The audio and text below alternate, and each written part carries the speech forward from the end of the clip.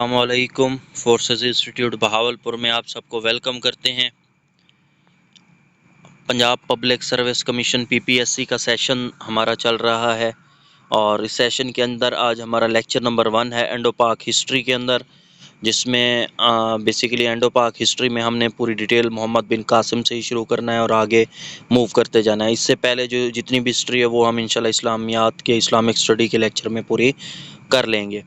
तो उस मोहम्मद बिन कासिम से आगे हमने डिस्कस करना है। तो इसके अलावा जो है आज जो हमने देखना है वो कुछ पुरानी जो हमारे पास ओल्ड सिविलाइजेशंस थी उनके बारे में भी डिटेल देखनी है। अगर आप भी हमारे इस सेशन को ज्वाइन करना चाहते हैं तो आप हमारे नंबर पर रब्ता कर सकते हैं, नंबर डिस्क्रिप्शन में मौजूद होगा। तो ये सेशन जो है 28 अप्रैल 2025 से हमारा स्टार्ट हो चुका है।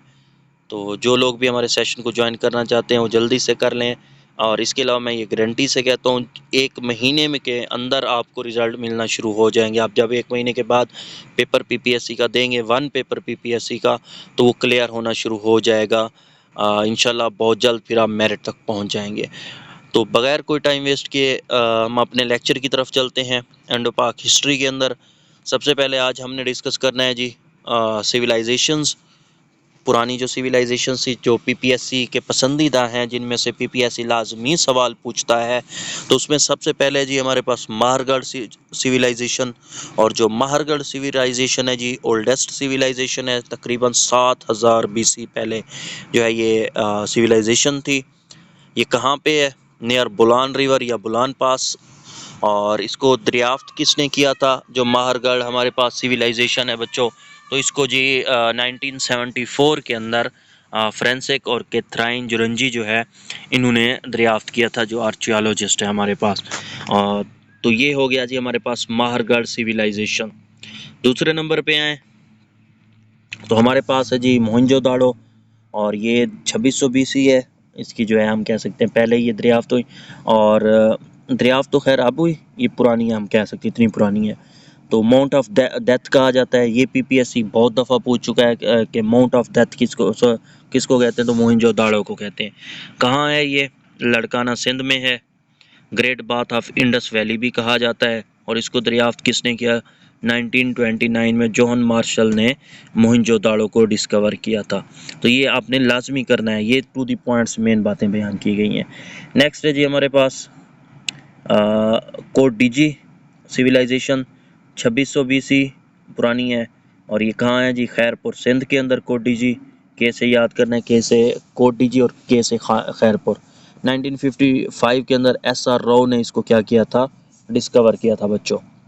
उसके बाद है जी हमारे पास हड़प्पा सिविलाइजेशन। और हड़प्पा का सवाल जो है ये तो वैसे भी आता है पीपीएससी में कि कहाँ पे है? पंजाब में है। कौन से डिस्ट्रिक्ट में? साहिवाल के अंदर। और कौन से रिवर के करीब? रावी रिवर के करीब। 1920 में राय बहादुर ने इसको क्या किया था? हड़प्पा सिविलाइजेशन को दरियाफ्त किया था। नेक्स्ट है हमारे पास बच्चों गंधारा सिविलाइजेशन। और जो गंधारा है इसे टेक्सला में है, एट इंडस रिवर पंजाब। तो ये पंजाब में है। ये पूछा जाता है गंधारा को कहाँ पे है, तो ये टेक्सला के अंदर है। ये भी बहुत अहम सवाल है। 1912 में जॉन मार्शल ने डिस्कवर किया था गंधारा सिविलाइजेशन को, और इनके साथ आर.डी. बनर्जी भी मौजूद थे। तो ये जो गंधारा सिविलाइजेशन है ये बुद्धिज़्म से रिलेटेड है हमारे पास। उसके बाद बच्चों हम बात करें तो 1500 बीसी में सबसे पहले जो है वो कौन आए थे सब कॉन्टिनेंट में? इंडो पाक हिस्ट्री में हम क्योंकि देख रहे हैं तो सब कॉन्टिनेंट में आर्यंस आए थे। और ये जो आर्यन है इनकी जो लैंग्वेज है वो क्या थी? संस्कृत थी। देव राइट विदास, तो ये विदास लिखते थे जो कि हिंदुओं की बुक है। ठीक है, उस विदास के अंदर ऋग्वेद और समृद्ध वगैरह जो है ये हिंदुओं के टॉपिक्स हैं। और कास्ट सिस्टम सबसे पहले भी इंट्रोड्यूस किसने करवाया था? आर्यंस ने। ये एमसीक्यूज आया है पीपीएससी के अंदर। कास्ट सिस्टम किसने मुतारिफ करवाया? आर्यंस ने। 4 कास्ट बनाई। ब्राह्मण जिन्हें हम प्रीचर्स कहते हैं, तबलीग करने वाले। कश्ताया मतलब कुश्ती करने वाले, वैरियर्स जंगजू। वशियान ट्रेडर्स, ऐसे समझ लें वशियान से बेचने वाले, जिसे हम कह सकते हैं बेचने वाले, ट्रेडर्स। शदूर है नॉन आर्यन या शूटर जिनको कहा जाता है, तो शदूर है हमारे पास। तो ये 4 कास्ट सिस्टम आर्यंस ने मुतारिफ करवाया था। नेक्स्ट हम बात करें तो 600 बीसी या 599 बीसी के अंदर गुप्ता एम्पायर, नियरली अबाउट 300 साल, एंड देन 323। और ये जो बीसी का सिस्टम है ना, ये मैं आगे आपको समझाऊंगा, ये उलट चलते थे, पीछे की तरफ आते थे, ठीक है। तो इनको हमने आगे बाद में जाके, मतलब 500 के बाद जो है वो 400 के बाद 300, तो ये उल्टे चलते हैं, ये मैं आगे बताता हूँ, आपको समझाता हूँ अगले टॉपिक में, ये हमारा है। अच्छा, उसके बाद बच्चों 325 बीसी की बात करें तो मौर्य डायनेस्टी है। और मौर्य डायनेस्टी को जो है किसने जो है ना फाउंड किया था, चंद्रगुप्त मौर्य ने। ये भी पीपीएससी में आ चुका है। और चंद्रगुप्त मौर्य जो इसका वजीर था, चाणक्य जैसे कुटियाला कहते हैं, उसने एक बुक लिखी थी जिसका नाम क्या था, अर्थशास्त्र, और उसका टॉपिक क्या था, स्टेट क्राफ्ट। तो ये भी पीपीएससी में एक दफ़ा आ चुका है। स्टेट क्राफ्ट जो टॉपिक वाली बुक है, अर्थशास्त्र, वो किसने लिखी थी, तो चाणक्य। और चाणक्य कौन है, ये चंद्रगुप्त मौर्य का वजीर है मौर्य डायनेस्टी के अंदर। नेक्स्ट है जी इसी में बिंदुसारा सन ऑफ चंद्रगुप्त मौर्य। तो चंद्रगुप्त मौर्य का जो बेटा है बिंदुसारा है, और बिंदुसारा का बेटा है अशोका। तो अशोका जो का जो दादा है वो चंद्रगुप्त मौर्य है। समझ आ गई बात, कि चंद्रगुप्त मौर्य जिसने गुप्त एम्पायर की बुनियाद रखी थी, गुप्ता एम्पायर की, ठीक है, उसका बेटा बिंदुसारा और उसका बेटा Ashoka. So his grandson is गुप्त मौर्य। बुद्धिज्म रिलेटेड है जो अशोका है, लेकिन बुद्धिज्म जो है इसको दरियाफ्त किसने बच्चों किया था, वो सिद्धार्था गौतमर ने किया था, जिसे हम शाक्यमुनि कहते हैं। 326 के अंदर जैसे 326 आता है तो सीधी सी बात है, नाम जहन में आता है, अलेक्जेंडर सिकंदर आजम जिसको कहते हैं, ठीक है। कैम कहाँ से आया था, फ्रॉम मैकेडोनिया। ये तो पीपीएससी का वैसे भी पसंदीदा सवाल है। जो अलेक्जेंडर हैं सिकंदर आजम, कहाँ से आया था, मैकेडोनिया से। और इंडिया के ऊपर अटैक किया कहाँ पे, जहलम में, ठीक है। किसके साथ जंग हुई, राजा पोरस के साथ। और बैटल ऑफ, इसको क्या कहते हैं, हेडापस।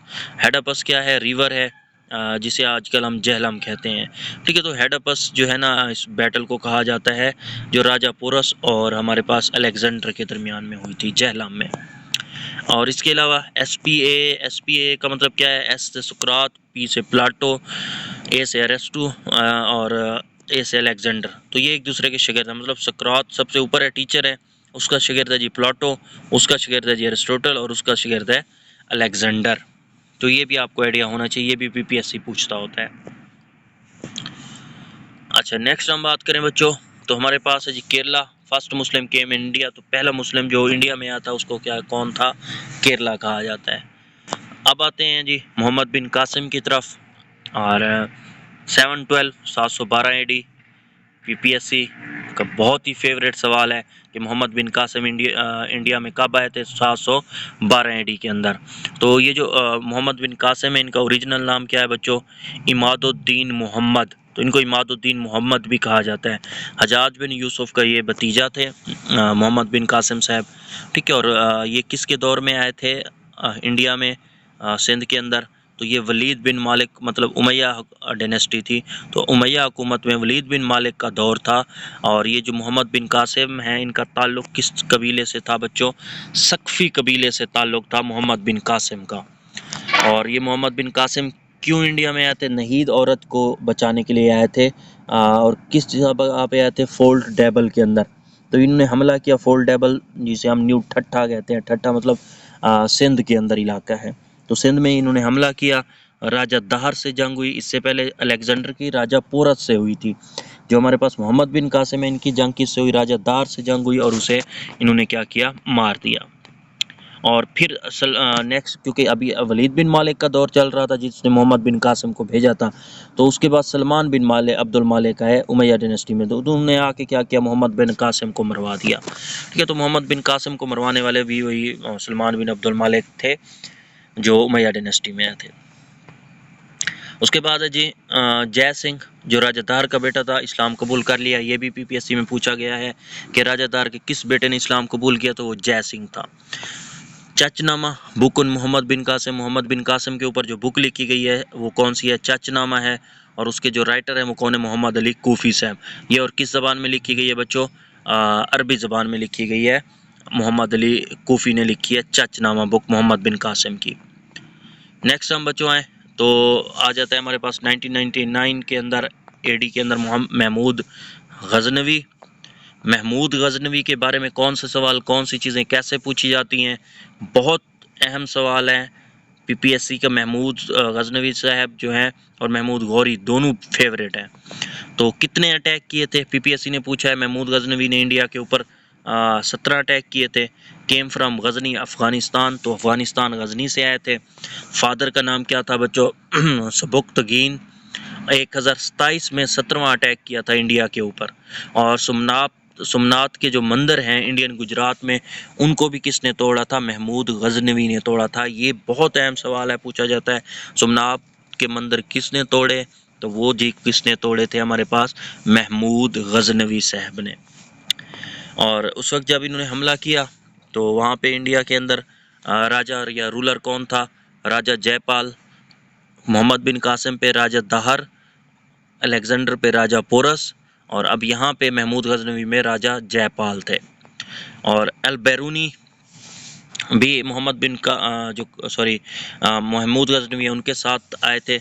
और जो अल बैरूनी हैं, ये एमसीक्यूज आता है कि अल बैरूनी किसके दौर में आए थे? तो महमूद गजनवी के टाइम पे। Mahmud Ghaznavi abductor of scholar भी कहा जाता है जो महमूद गजनवी है। नेक्स्ट है जी हमारे पास गौरी। और गौरी साहब का नाम क्या था? शहाबुद्दीन महमूद गौरी। दूसरा नाम इनका क्या था? मुइज़ुद्दीन। तो ये भी पीपीएससी का पसंदीदा सवाल है और आ चुका है। गौर अफ़गानिस्तान में पैदा हुए शहाबुद्दीन महमूद गौरी साहब। 2 बैटल्स लड़ी। फर्स्ट बैटल ऑफ तारीन जो है 1191 और सेकंड बैटल ऑफ तारीन जो है वो 1192। किसके अगेंस्ट? पृथ्वीराज के अगेंस्ट। तो ये भी पीपीएससी में पूछा गया है कि फर्स्ट बैटल ऑफ तारीन कौन सी है? 1191 और सेकंड कौन सी? 1192 हमारे पास। अच्छा, ये 1206 में जो है गौरी जो है महमूद गौरी साहब, शहाबुद्दीन महमूद गौरी को 1206 में मार दिया गया था। और ये दफन भी कहाँ पे है? जहलम में। जहलम में इनको मार दिया गया था। ठीक हो गया बच्चों। और उसके बाद अगर हम बात करें तो इंडिया जो है वो अपने कोई भी मिसाइल है कोई भी है तो उसका नाम पृथ्वी रखते हैं। और जो पाकिस्तानी है वो उसका मिसाइल का नाम क्या रखते हैं? गौरी मिसाइल। ठीक है, तो ये महमूद गौरी के नाम पे। और इसके अलावा ये जो हमारे पास महमूद गौरी साहब हैं, ठीक है, इन्होंने नोबेलिटी बनाया हुआ था, मतलब 40 गुलाम थे गौरी के। ठीक है, तो शहाबुद्दीन गौरी साहब के 40 गुलाम थे। और उन गुलामों का जो हेड है वो कौन था? कुतुबुद्दीन ऐबक। ऐबक कहते हैं क्योंकि इनकी एक उंगली क्या थी? कटी हुई थी। ये पीपीएससी के इंटरव्यू में पूछा गया था कि कुतुबुद्दीन ऐबक को ऐबक क्यों कहते हैं? क्योंकि ऐब लगा हुआ था, इनकी उंगली बच्चों कटी हुई थी। तो ये 40 गुलाम रखे हुए थे शहाबुद्दीन महमूद गौरी साहब ने। उन गुलामों का हेड था कुतुबुद्दीन ऐबक। ठीक है, और फर्स्ट रूलर ऑफ दिल्ली सल्तनत भी कौन है? कुतुबुद्दीन ऐबक है 1206 में आफ्टर गौरी डेथ। तो जैसे ही शहाबुद्दीन महमूद गौरी की डेथ हुई तो उनके बाद कुतुबुद्दीन ऐबक जो हैं वो फर्स्ट रूलर बन गए दिल्ली के 1206 में। तो फर्स्ट रूलर ऑफ सब कॉन्टिनेंट भी आप इसको कह सकते हैं कुतुबुद्दीन ऐबक। क्यों? क्योंकि जो गौरी थे या गजनवी थे, महमूद गजनवी साहब है या शहाबुद्दीन महमूद गौरी साहब है, ये आए तो सही, जंग भी की, जीते भी सही, लेकिन उन्हें हुकूमत नहीं बनाई। हुकूमत इनके जो गुलामों का सरदार था कुतुबुद्दीन ऐबक, उसने हुकूमत बना ली थी, जिसे हम दिल्ली सल्तनत भी कहते हैं। और ये जो दिल्ली सल्तनत है ये 1206 में शुरू होती है और 1526 तक जाती है। 1526 में जाके ये ख़त्म होती है। वहाँ पे फिर ज़हीरुद्दीन मोहम्मद बाबर साहब आते हैं और ज़हीरुद्दीन बाबर जो है वो मुग़ल हुकूमत शुरू हो जाती है। तो इस तरह से मामला चलते रहते हैं। ये आगे हम सारी डिटेल डिस्कस करेंगे बच्चों। ठीक है, तो 1206 में दिल्ली सल्तनत स्टार्ट एंड एंडेड 1526।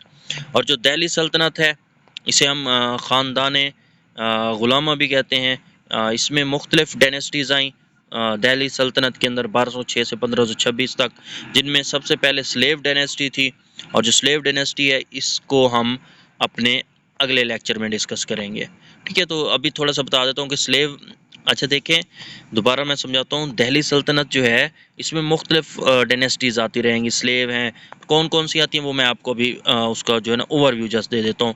बाकी उन डायनेस्टीज़ को हम पढ़ेंगे कल इंशाल्लाह। तो उनमें अगर हम बात करें ना बच्चों, अब यहाँ पे आप देखें हमारे पास SK है। S मतलब स्लेव, जो 1206 से 1290 तक के खिलजी डायनेस्टी थी।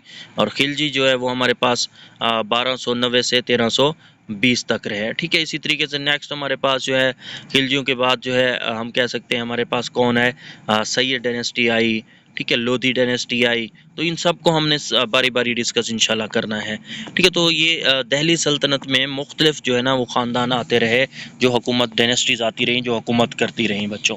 तो दिल्ली सल्तनत बेसिकली 1206 से शुरू होती है और 1526 में जाके ख़त्म होती है। इसके जो फर्स्ट थे वो ये कुतुबुद्दीन ऐबकी होंगे, इन्होंने अपनी फर्स्ट डायनेस्टी बनाई थी बच्चों। तो ये है बच्चों आज का हमारा टॉपिक। कल से हम इन डायनेस्टीज़ को डिस्कस करेंगे। दिल्ली सल्तनत में कौन कौन सी डायनेस्टीज़ हैं उनकी डिटेल देखेंगे। आई होप सो कि आज का जो लेक्चर है वो आपको क्लियर हो गया होगा। अगर नहीं हुआ तो कोई मसला है तो आप मेरे साथ व्हाट्सएप पे रब्ता कर सकते हैं।